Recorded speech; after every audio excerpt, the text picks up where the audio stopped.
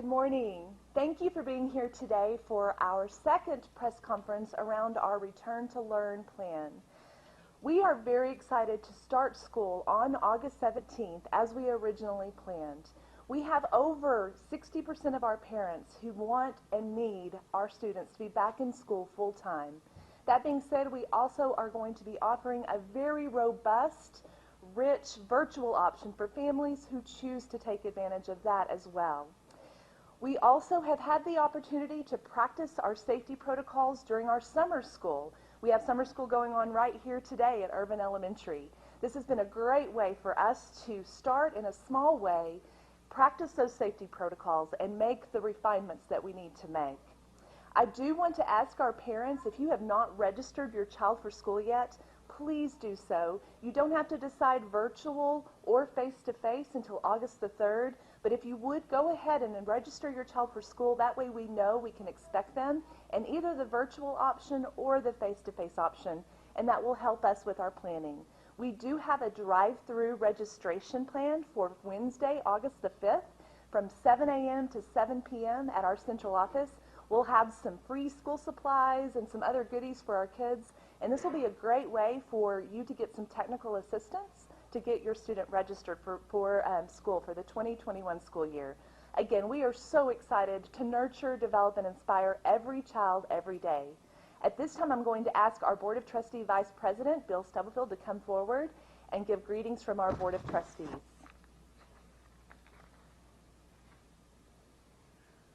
Thank you, Dr. Rollo. And thank you to everyone that's here today. Thank you to our friends in the media as well. I want you to know that this board is 100% behind Dr. Rollo and the administration. You're going to hear the opportunity, or you're going to have the opportunity to hear from Mr. Reber, the work that they've been doing to make sure that our students are safe and secure and coming back and returning, whether it's virtual, whether it's face-to-face, is absolutely second to none. In this time that's unprecedented, we know that families and parents, as well as all of us, are concerned. So we thank you for your trust in us and your support in us and what we attempt to do to educate every child every day. That truly matters to us. That's not lip service. That's words that are from the heart indeed. So we thank you for being here this morning. And at this time, I'm going to invite Dr. Klepper, who is one of our allies, trusted, helping to lead the way through this, giving us great advice on what to do and what not to do, what's working and what needs to work better. So he can come and he can talk a little bit more about the next steps. Good morning. Thank you for this opportunity. As a healthcare provider and dealing with kids, the number one focus that I have in this whole big plan, and it's a big plan, is safety in children's health. And that's what I'd kind of like to address a couple things. Whatever choice you do, whether it's virtual or whether it's on-site, the first thing you need to do is the standard is the same wherever you're at. That we all need to be socially conscious of who we are around and what we're around.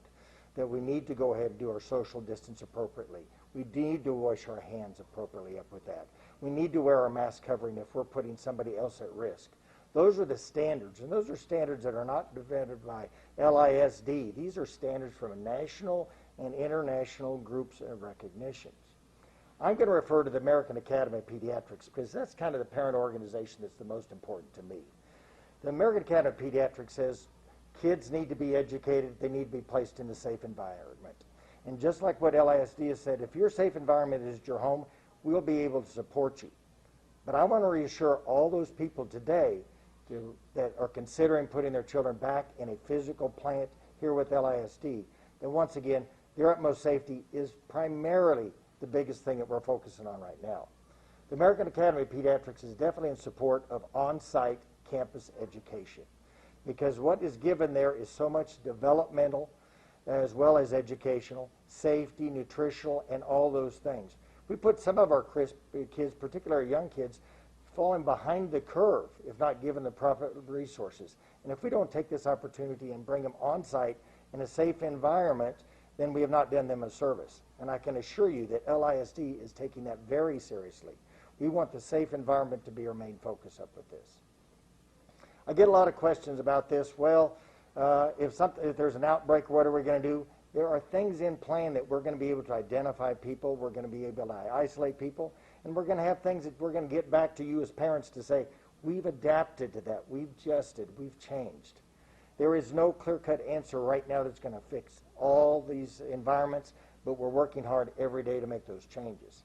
I can tell you with the first meeting that I went concerning COVID, by the time we left the meeting, half of what we had decided was wrong, but we adapted. And sure enough, the next day, a different plan was in place.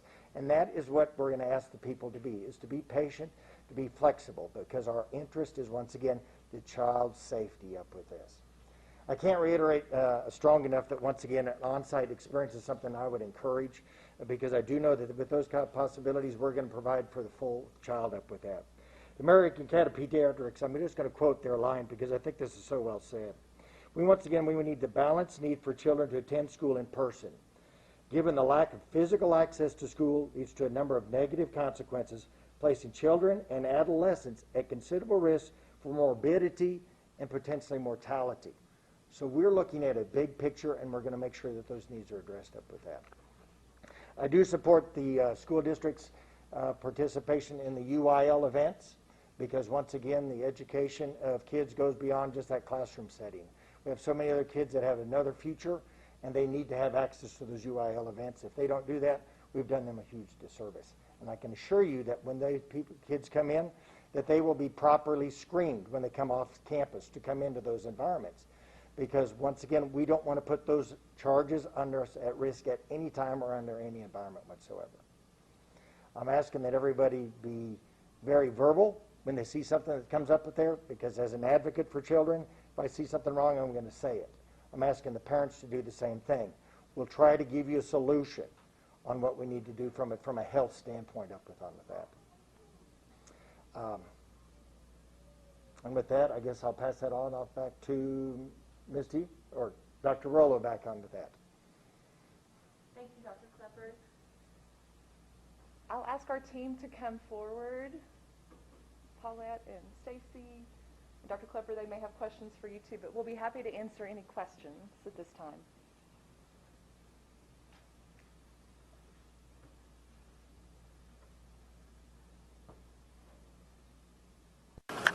Yeah, how concerned are you about lower enrollment numbers so far, and how would this affect the staffing for the district during this school year? So we really do believe the reason why our enrollment numbers are lower right now is one of two factors.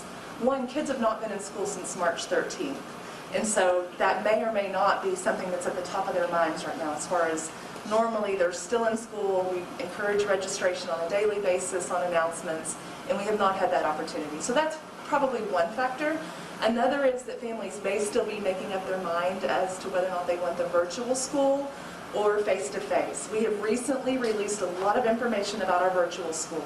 So we were able to answer a lot of questions, and we're still having some virtual town hall meetings with parents. So now that more information is available, we hope that will enable parents to go ahead and make that decision and enroll. We feel confident that our students will come to us either virtually or face-to-face.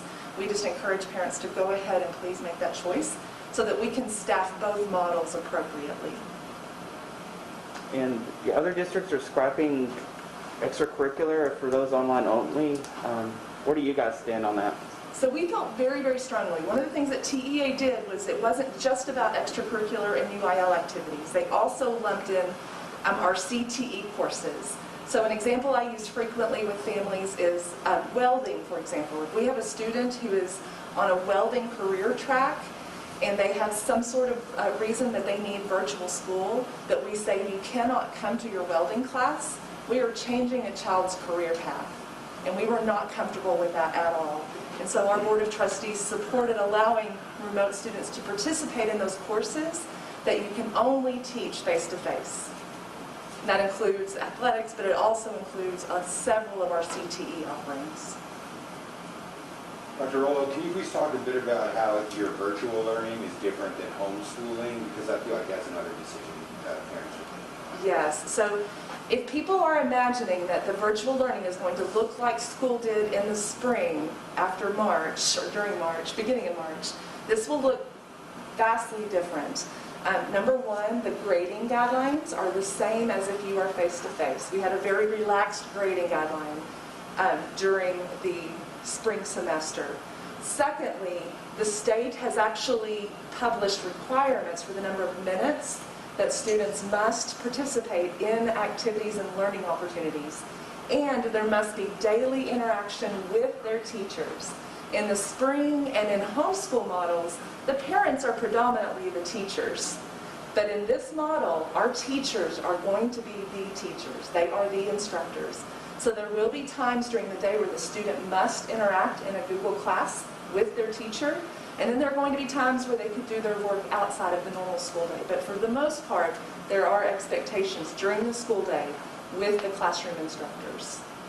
And will you please talk about testing and contact tracing? Because my understanding is that those are kind of the two key factors when opening things. I'm going to ask Dr. Klepper to answer that one. So the question is about testing, and the school district will not do any active testing. That is beyond our realm. That is something that the public health authorities will assist us with. And in fact of the matter, Ms. Paulette Rosnick here will be the point person and will be actually taking reports from teachers, from nurses. They will actually go ahead and file those reports with the health department. They will subsequently be faced with the responsibility of doing health tracking, and that's why we will do it. So when you get a notification, you'll probably get a notification of some contact either through us with the school district or through the health department. I'll let Paulette speak particularly about the forms and the relationship she's built with our local health authority. I talk daily with Catherine Wells on the health department in regards to questions and regards to if somebody needs to stay home, the length of time, and what exactly we need to ask specifically. So we have actually worked with Ms. Wells and are utilizing what the health department has for contact tracing and share that information with her. I'm going to follow up on that, and I can tell you as a healthcare provider, one of the most frustrating things that all parents are going to have, all parents without a doubt, is that when we tell you that yes, there's been an intimate contact, a close contact, you're going to hate the 14 days we're going to tell you to stay out. But we're going to tell you, you have to stay out 14 days for the kids that are around those individuals. If we do anything less than that in this day and age, that is a egregious crime as far as I'm concerned. I disappoint a lot of parents every day because I say, you've had a contact, you need to stay out 14 days. You are looking out for your fellow man and your fellow citizens. And we need to do that for the students. It's not going to be happy for everybody, but that's what we're going to be telling them. And then will it be the recommendation that the parents then get tested? Because these students can be asymptomatic here. Good question. Testing is definitely a focus of everybody, and that comes on the national scene. Everybody should be tested at a moment's instance. And I'm telling you, you don't want to do that right off the bat. If I have a close contact, I'm going to tell you, I want to see you 6 to 8 days down the road. If you come any time less than that, great, I'll give you a test, but it was probably a waste of resources. And if you waste that resources, that may be a resource we need to use a year from now. Because this is going to be going on. This is not going to be done in this next school year system. And that's why I say, as this school district molds and shapes, we're going to be a different beast come January than what we're going to start back in August. But we're going to mold and we're going to shape ourselves up to that. As far as parents getting evaluated next to a kid, in certain cases, you bet. If I have a kindergarten that's been in an intimate contact with another kindergarten and that kid needs to be isolated for 14 days, that parent better figure they're going to need to be isolated for 14 days. It's going to go on, and nobody's going to like the answer, but that's our responsibility to follow those rules and regulations.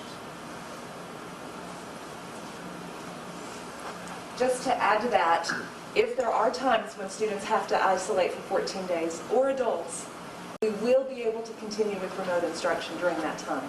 If we have to do a microclosure for 1 to 5 days, we will be able to provide remote instruction. Lubbock ISD is a one-to-one district. All of our pre-K students and kindergarten students have iPads. All of our 1st through 12th graders have Chromebooks. We have provided internet hotspots to families who do not have it. We can shift to remote overnight if we need to.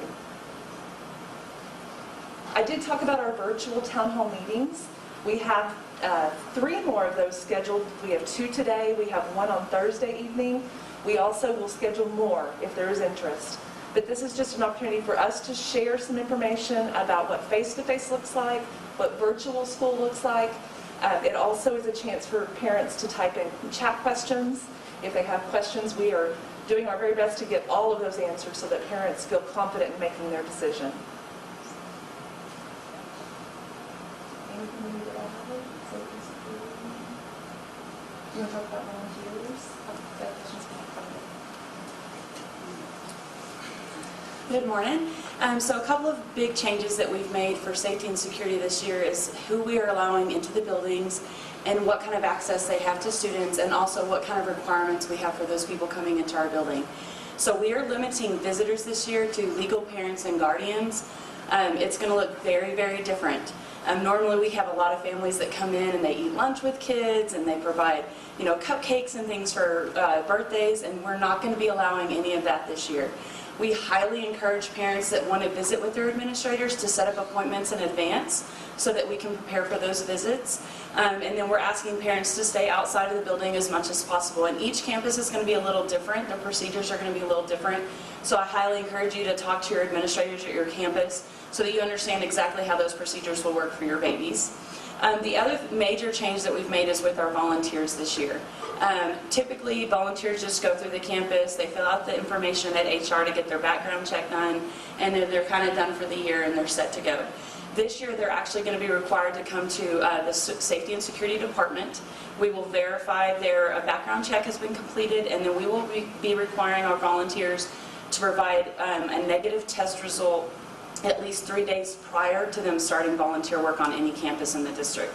And the reason that we're doing that is because our volunteers are not staff members, and therefore they're not following all of our other safety protocols and procedures. And so it's very important that before we give them access to other people's children, that we fully understand that they are negative for COVID-19 and show no symptoms. So we've just made a couple of changes there to help protect our kids as much as possible this year.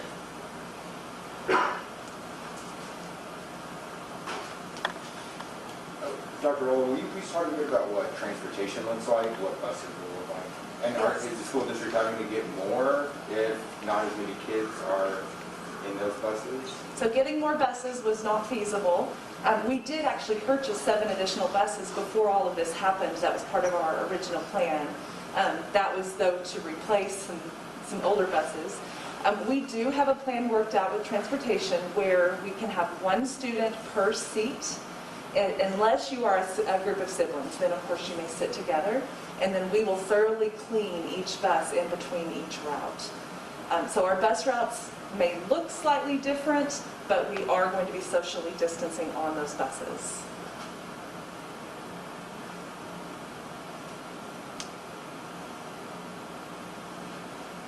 Could we also get an idea of how the classrooms might look like as well?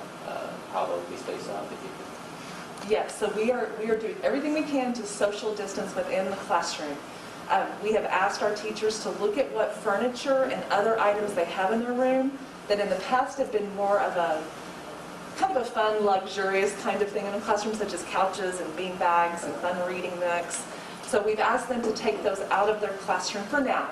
We know this is temporary, but for now, just so that we can make more space to separate desks apart and separate tables where students sit apart.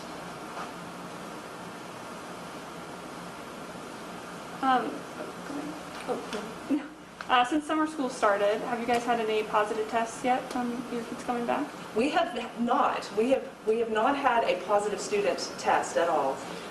We have had protocols in place that we have followed if there was a risk of exposure, and those have worked beautifully to mitigate and mitigate the risk. And to clarify, so if a student tests positive, if they're in a class, or a teacher tests positive, that whole class will be tested or quarantined, or just that student or that individual? No, just those who were in close contact. We may have to close a whole class for a short period of time while we do the contact tracing, but if the student has been in close contact with an adult who's positive, then that student would need to quarantine, and we will notify parents as quickly as possible, within a few hours, if they have been in close contact. And your teachers, are they being asked to teach online and virtual, or online and in classroom at the same time, or are they kind of having to switch back and forth? That's a great question. So we did not want to put too much burden on our teachers. So Lubbock ISD has stood up a virtual school. So we have some teachers who are solely dedicated to teaching in the virtual school. That being said, any classroom teacher who is teaching face-to-face may at any time be teaching a child synchronously at the same time who needs to stay home for a short period of time. But if the student is committing to the virtual school, they will most likely, there are a few exceptions to that, but for the most part, teachers who sign up to teach virtually will teach students who sign up for the full-time virtual school. And then students will need to stay in that virtual option for 9 weeks, and then they can make the decision to come back to face-to-face if they choose to.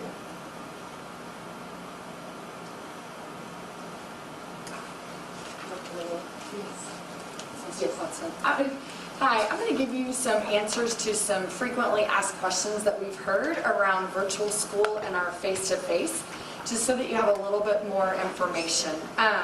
First of all, people have asked about our virtual school schedules. What does that look like and sound like in a day of virtual school? You can actually find sample schedules on our website at lubbockisd.org/virtual school, and you'll see that those schedules go through a typical school day for pre-K through 12th grade students, but you can see what it would look like and sound like to be a virtual student. The other thing parents have asked is, what courses can my child take in virtual school, specifically in middle school and high school? If you go to our website under the Parent tab, you will find our course offering book for virtual school, and it will tell you by course how it is offered in Lubbock ISD. Dr. Rollo made the reference earlier that a welding class would be face-to-face, which is true, but an algebra class would be online. So you can see the difference for each class. It also helps parents understand for our high school students that you can still take advanced placement or dual credit or any of those courses that we offer as specialty courses as part of our virtual school. We also want to talk about attendance a little bit. Attendance is required in virtual school every single day, just like it's required in face-to-face school. Attendance is taken either by your presence in a Google Meets, by your completion of work, or your check-in with your teacher. And it depends on what your age and grade is as to how attendance looks in virtual school. But students are still expected to complete their work every single day. Dr. Rollo already mentioned that we will use the same grade book, and parents will be asked to sign a parent agreement as part of virtual school, saying that they will support their student both with academics and behaviors to stay focused and to maintain and keep working through all that they're doing. The learning scope and sequence will match in virtual school as it does in face-to-face. So we've had many parents ask about the transition. What if we pick virtual school for the first 9 weeks and then we want to return to face-to-face school? We're matching our learning scope and sequence in both so that students can transition. We recognize that when students come back after 9 weeks or after 18 weeks, that they may need some social emotional support to transition, to meet new friends, to get acquainted, and we're working on what that would look like and sound like. Parents have to commit for 9 weeks to either virtual or face-to-face. We are asking that as part of the TEA guidelines. Those are the guidelines that were given to us so that we can maintain a system that works for that extended period of time. Some of our frequently asked questions around face-to-face are, what are we going to do for safety protocols in the classroom? We're going to do things like we're doing today. Dr. Klepper talked about this. We're going to wear masks for 4th grade and up. We're going to socially distance. Every time we transition, we're using hand sanitizer and hand washing. We're working on our hallways in our middle schools and high schools where students will wear masks during passing periods, but they'll walk in one direction or go in a stairwell on the same way so that we're keeping that social distance for students, but still allowing them that opportunity to interact, just as I'm interacting with you today, but from a safe space. The other thing we've heard a lot about is, what will drop-off look like? First thing in the morning when I bring my kids, especially for those littles, when we're bringing them to school and I'm not allowed to come in the building. We're going to take the process that we do for drop-off inside and move it outside. So there still will be an opportunity to meet that teacher. There still will be an opportunity to take your first day picture. There still will be an opportunity. It's just going to look a little bit different. It's going to have air hugs and elbow bumps, and it's going to be a little bit further away from one another, but we're going to give you some of those same opportunities. We're just going to do those outside the building. I think the other thing people have asked is about cafeterias.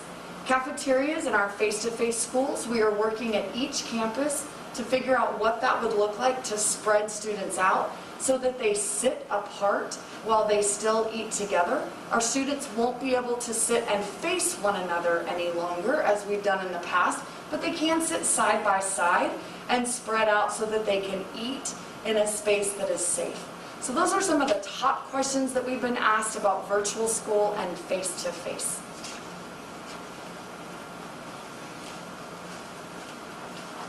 One more thing that I would like to add is that our parents count on schools for so much more than just the academics. But one of the things that we've been extremely proud of since March the 13th, well actually the week after spring break, is we have fed our students in this community over a million meals, which is something that we are really, really proud of. We will continue to provide curbside pickup meals for virtual families. So if we have families who make the virtual option, they can still drive through during a certain time that we will announce and pick up meals during that time as well. Miss, you talked about like a 9-week commitment. So I guess my understanding was that in-person students can opt out at any time. Is that still the case, or is it now kind of? So if a family chooses face-to-face and then they have something that happens in their family that changes their circumstance and they need remote, they will finish out the 9-week grading period with their face-to-face teacher. They will just do so virtually. And then if they still need to stay virtual after that time period, then they will shift to the virtual school.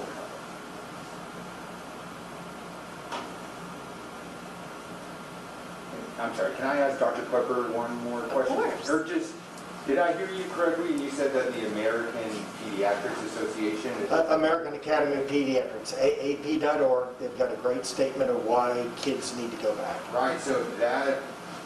Now, I'm telling you, as American Academy of Pediatrics, LISD, like everybody else, can be very politically correct and say it's your choice.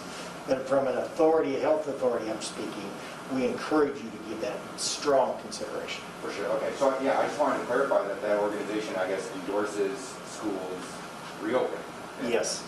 Yes, as most major authorities do. I mean, let's go back. The governor has said we need to get kids back in school. A lot of things we do with the mask is because of the governor's directions and things like that. And the same thing is going back to real school, face-to-face school is encouraged by a lot of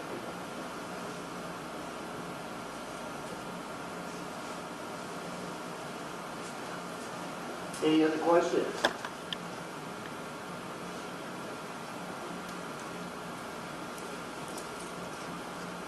Thank you so much for being here today and being a part of our second Return to Learn press conference. We are looking forward to seeing our students on August 17th, either virtually or face-to-face. And again, please remember to register your students as soon as possible. We appreciate you. Thank you for being here today.